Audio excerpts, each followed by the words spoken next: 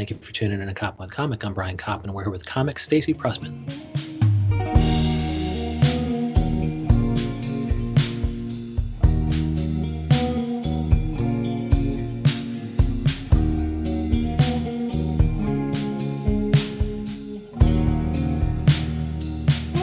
Stacey Prussman, how the hell are you? Doing great. How are you doing? Well, I'm so happy to be talking to you. It looks like I follow you here on Twitter. You're Stacey Prussman, and I think you're Stacey Prussman on Instagram as well. You got the social handles. You're that big of a comic. Yep, got it everywhere. Mm-hmm. And you're also StaceyPrussman.com, and I see on these socials that you are going to be our next mayor in New York City. Yes, I will be. I will be the next mayor of New York City. I will get de Blasio out of the office, and I will sit in his Gracie Mansion room and redecorate it. Oh, good. And it sounds like you're still raising money to get on the ballot. But once you're on the ballot, you're going to be able to solve all of New York's issues. And kind of what are some of the things that you think are facing? What are some of the issues you think are facing New York City that Stacey Prussman is the person to solve? Well, first of all, I'm going to clean up the city. It's disgusting. Garbage is number one. Education, obviously. I want our infrastructure we need a better infrastructure in New York because everything is like from 1935. It's like basically New York's like a pre-war building is essentially what New York is. And it needs to be updated. And I think at some point they just stopped kind of building subway lines and things, and they even stopped maintaining them. So Can we expect all the trains to run on time when Stacey Prussman is the mayor? Yep, and they will not stop in between stations for sure. Oh, good. And kind of, how do you priorities? Yes, one of my main priorities is transportation and education. Because I've worked in the school system, that's a disaster. A lot of the public schools, they let ear pods in the schools, and that's really a problem for me. The teacher will be teaching and the kids have the ear pods on, and that's something that is unacceptable in the educational system, unless of course, it's part of the education, but yeah. Have you ever seen that in your audience? That not much more can piss you off than the fact that somebody's listening to something totally different while you're talking. I've seen actually, luckily in comedy clubs it hasn't happened because they have to pay a lot of money to see me, so no. They paid good money to see Stacey Prussman. No fucking iPod earbuds for them. Yeah, they have to buy like 2 drinks, so they're not going to be listening to stuff. But I do, I do get, people do try to record you, which is a problem. So I've stopped that. So you kind of that's an announcement during your show that you can't bring in recording devices and things? No, a lot of comedians have that. It's like that's a big deal with comics, that we don't like people recording us during our shows. People think it's like, it's like going to Broadway and like taking your cell phone out. You can't do that. You can't record the Lion King. You can't do that. Well, when they see your jokes, they think it's like an homage. They think they're being a fan. They're fanning out. They think Stacey Prussman is funny, and they want to spread the word. Well, I'm glad they feel that way, but they just can't record me. They have to keep it in their memory bank. Yeah, you're like, listen to my podcast. Listen to the Prussman Hour. Yeah, exactly. Buy my album, which I was going to record, but then we had a pandemic, and then I wasn't able to record an album. So. Was that was about to happen, huh? You had it all set up, ready to go? Of course. And then, it's been, it was 5 months later, and it's not done. So there you go. So give my Patreon, the Prussman Hour Patreon page, if you can't buy my non-existent album yet. So. And is all the material still going to be fresh when you're able to kind of go to a club and record it? I'm going to do all new material. I mean, there's no way I'm going to have the same material. I'm sure some of the jokes will be the same, but as a comedian, it's your responsibility to write new jokes after what we just went through, right? You can't have the same exact jokes. So I think a lot of comics are going to come in with a new perspective on life. So, I mean, you were about ready to tape a special, and the pandemic threw that for a loop. And so are you saying that material is currently available on your Patreon page? No, it's not anywhere. You're just going to write new material because of the pandemic. Right. I mean, I'm sure I'll have use some of the stuff, but my point is being that, like, after 5 months of living a totally different existence, we're not like life has changed. So it's like you have to go with that. You can't, be stuck in the old world. We're in a new world now. Wow. Wow, you're a true comic. You're a true. I mean, instead of taking that old material and being like, "Hey, man, let me throw it out there," you're like, "Dude, the world has changed. Stacey Prussman's, her material has to change. She has to throw out the old stuff, and it's all new stuff, new world comedy." Yeah, I think a lot of the comics, and I think a lot of the comics I know are, I mean, obviously there's stuff that, your childhood, or you talk about stuff like that, but anything like in modern day, it's just different. It's just everything's different. The world, now with Yeah, it's like just different. How do you pretend it doesn't exist? You can't like pretend something doesn't exist that exists. yeah. And so, kind of, what's going to kind of, after the pandemic, it's changed everything. Certain things might kind of bounce back, but there's probably a series of things that will never be the same again. Do you think that live comedy will kind of bounce back, or do you always see that, do you think it's going to be forever changed? I think things will bounce back once people feel safe enough to be in crowds, obviously, but I don't think it's going to be so quickly. And I Yeah. mean, it's bouncing back slowly, but I think once things are sort of like back to normal medically, we'll be okay, right? And then then we'll be in a different state, and then I think then um, comics will redevelop their material because we haven't had a chance really to do our material like we, 3 spots a night. They don't exist anymore, or 2 spots a night Yeah. even, Yeah. or even once a week. I at the very least. So I think that people are going to have to get back on stage and redevelop and stuff. But I think it's going to be a growth. I think comedy is going to it's going to grow. I'm being positive about it. And then, I mean, the audience will feel safe at some point. When do you think that you're going to start feeling safe going to 3 spots a night? Especially if you have to commute on the trains, Ugh. which might or might not be clean, depending on whether or not Stacey Pressman is mayor. Well, the trains will be immaculate, and we'll have brand new filtration systems Yeah. in place, and the trains will work really nicely. But besides that, I haven't been on a subway train since the pandemic. I've been in Ubers and Lyfts. I do occasionally see my boyfriend on the LIRR, so Okay. I will take that. And Yeah, a lot of that stuff they're now saying it's airborne. So even like, 6 foot, they're saying at a certain choir concert at a church, 68 people got sick and there was social distancing and masks and things. It was just the fact that if wow, you're in indoors with a lot of people singing and breathing, inhaling and exhaling, everybody's really a super spreader.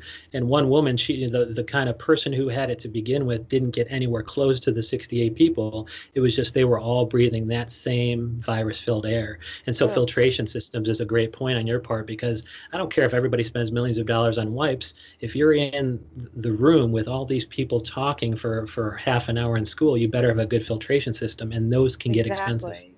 Right. So I think Yeah. people should invest in filtration systems. I think that's a good investment. I think that those businesses are going to boom.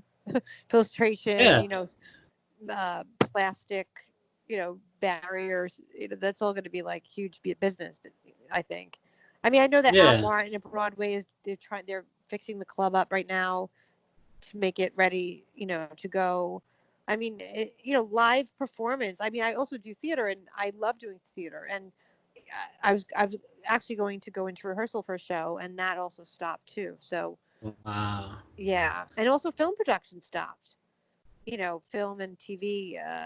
That SAG-AFTRA shut it down, so that hasn't been filmed. Like, so you're not going to be seeing any SUV anytime soon here in New York. Or I Dude, like to call it the rape show, but yes. the next SVU I want to see is when Stacey Pressman is mayor. It's like, Right. can you get me Mayor Pressman on the phone? Yes, she's right here. Can I ask her to call me? She's always accessible. She's right here.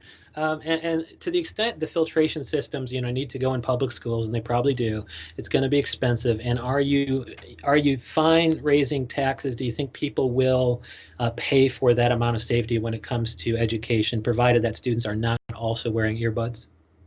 I think that they need. It's not just obviously the filtration systems and this, and the infrastructure of the schools. I think the education system, period, the teachers need to relearn how to teach. I know that sounds very harsh, but a lot of the teachers are great, and some of them are just, we need to reteach our teachers. We need to revamp our education system.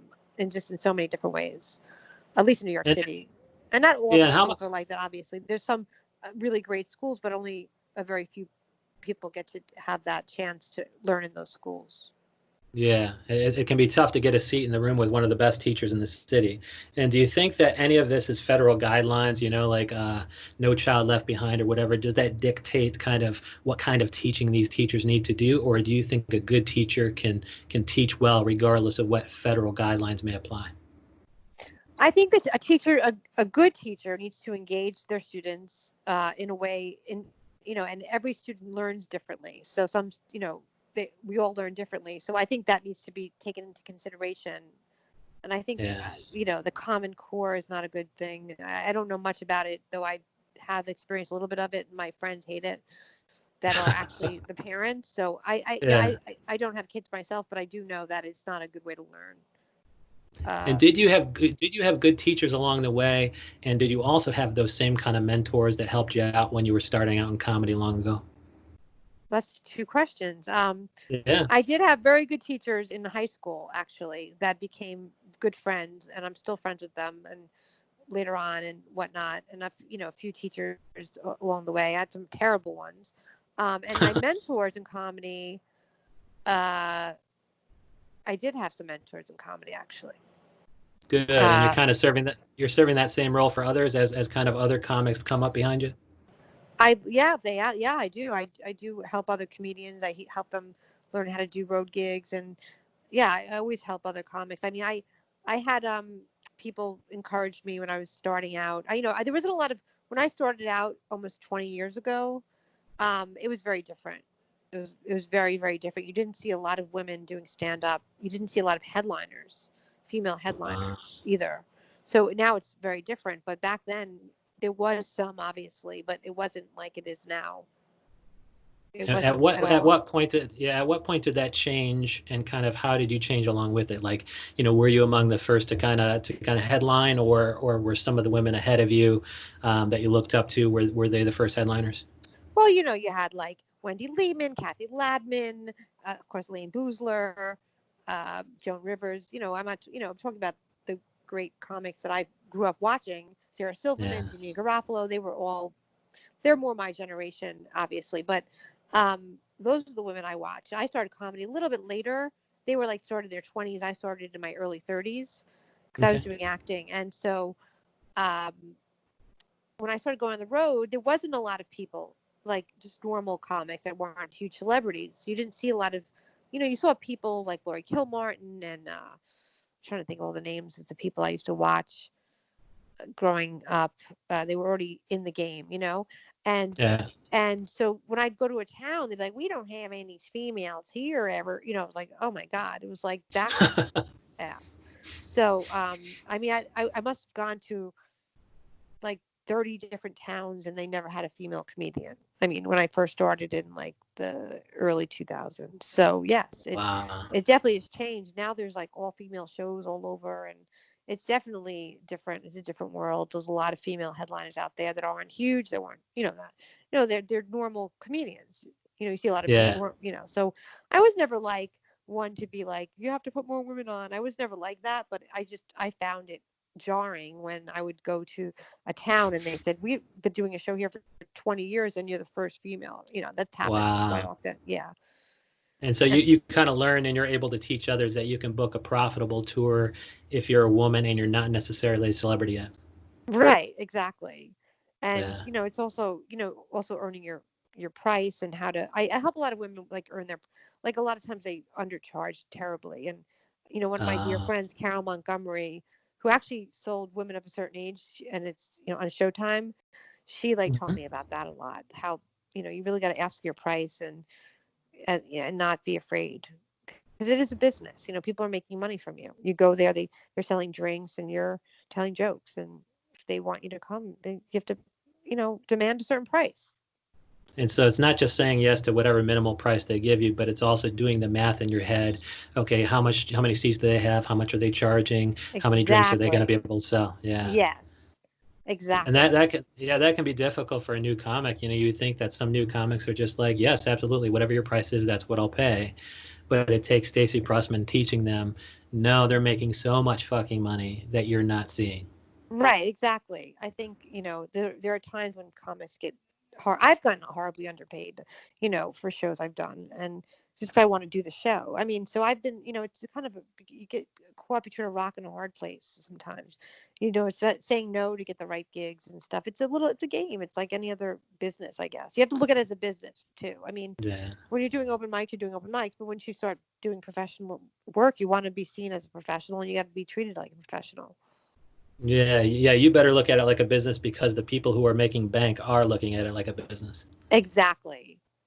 All I mean, right. no And one's are you making talking bank about? now. No one's making bank now. That's the sad part because people are just happy to get on stage right now. And there's not a lot of Yeah. bank when you perform in front of cars or in a diner. People are performing in, parking lots and like, backyard patios. I mean, it's, people are trying to get shows together that are, safe or whatever. And so they're just trying to get whatever they can, which I totally understand. And I would love to perform in someone's backyard if they have me right now. So if you have a pool, I'm coming over.